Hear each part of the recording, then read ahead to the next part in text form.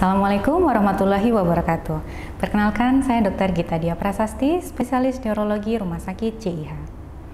Meningitis merupakan suatu kondisi darurat dengan angka kesakitan dan kematian yang cukup tinggi. Bahkan pada beberapa kondisi, meningitis dapat berkembang menjadi komplikasi dan meninggalkan gejala sisa yang bersifat permanen. Oleh karena itu, kita perlu waspada agar dapat melakukan upaya pencegahan, pengenalan tanda dan gejala sedini mungkin, serta dapat sesegera mungkin membawa penderita ke dokter atau layanan kesehatan untuk mendapatkan pengobatan yang optimal. Meningitis merupakan suatu penyakit infeksi yang menyerang meninges atau selaput pembungkus otak dan saraf tulang belakang. Meningitis dapat menyerang pada siapapun, usia berapapun.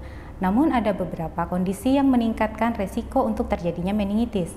Yang pertama adalah usia anak-anak, kemudian yang kedua adalah orang dengan kondisi imun yang lebih rendah seperti pada pasien dengan HIV/AIDS, pasien dengan kanker, ataupun pasien-pasien yang sedang dalam pengobatan yang bertujuan untuk menekan sel imun. Ada beberapa mikroorganisme yang dapat menyebabkan penyakit meningitis. Yang pertama bakteri, kemudian ada virus, jamur, dan parasit. Mikroorganisme ini dapat masuk ke dalam tubuh seseorang melalui batuk, bersin yang mengandung droplet dari orang yang sedang terinfeksi, kemudian melalui makanan yang terkontaminasi, ataupun dari ibu ke bayi pada saat proses persalinan. Setelah masuk ke dalam tubuh, mikroorganisme kemudian akan dapat mencapai ke meninges melalui sirkulasi darah atau penyebaran secara langsung dari organ lain yang sudah terinfeksi. Ada beberapa gejala dan tanda yang perlu diperhatikan pada pasien meningitis. Yang pertama adalah demam, yang kedua nyeri kepala, dan yang ketiga adalah kaku kuduk. Tentunya kaku kuduk di sini berbeda dengan nyeri leher yang biasa kita rasakan. Kaku kuduk merupakan suatu hasil dari pemeriksaan fisik yang dilakukan oleh dokter. Gejala meningitis dapat bervariasi berdasarkan dengan rentang usia dan dapat disertai dengan gejala penyerta yang lain seperti mual, muntah, kemudian ada silau atau yang kita kenal dengan fotofobia, kemudian dapat disertai juga dengan adanya penurunan kesadaran, serta dapat juga terjadi kejang.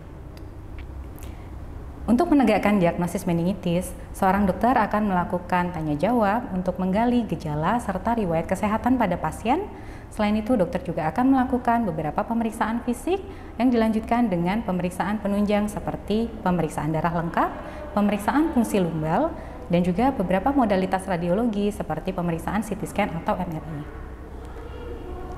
Setelah itu, dokter akan memberikan pengobatan yang sesuai dengan agen atau mikroorganisme penyebabnya tadi. Apakah mikroorganisme yang menyebabkan adalah bakteri, virus, jamur, ataupun parasit.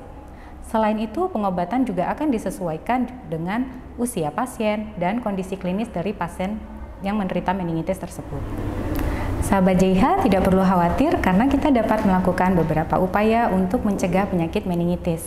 Yang pertama, kita dapat meningkatkan kebersihan diri dan lingkungan dengan tetap melakukan protokol kesehatan seperti yang sudah kita lakukan selama pandemi berlangsung.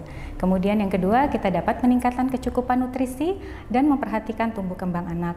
Yang ketiga dan tidak kalah penting adalah kita dapat melakukan vaksinasi untuk meningkatkan kekebalan tubuh terhadap mikroorganisme penyebab meningitis. Demikian penjelasan singkat tentang penyakit meningitis. Saya Dr. Gita Dia Prasasti, spesialis neurologi, pamit undur diri. Assalamualaikum warahmatullahi wabarakatuh.